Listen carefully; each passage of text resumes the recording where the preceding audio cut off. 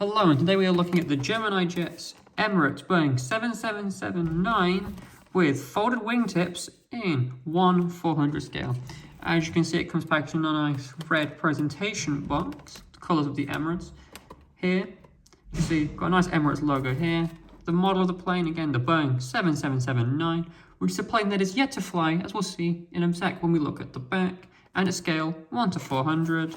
As well, a little thing telling you this is folded wings version, as there is a version without folded wings. Actually, it's a nice presentation box with a window, so you can see the plane inside, so you can have a look at it without taking it out, and can have it on display like this if you so chose. And then on the back we have some specification information, such as its length, height, wingspan, and things of that nature. And then a little bit about the plane, such as this is the world's largest and most efficient twin-engine jetliner, and it hasn't even launched yet.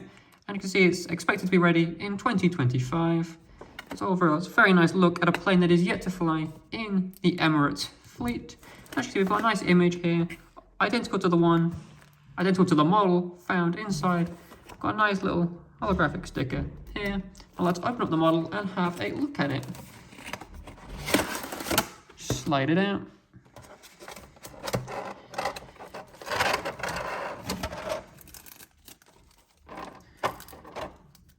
And there you have it, the Boeing 7779 in 1/400 scale. You can look all the lovely, wonderful details on this die-cast metal model. If we start just looking at the wings, we can see the flaps, the ailerons, and the folded wingtips in, which have a nice flag on them here. And on the inside, as you can see, and it's the same on both sides. It's very nice detailed. You can see we've got very nice jet engines with the Emirates logo on them. They're all looking very nice.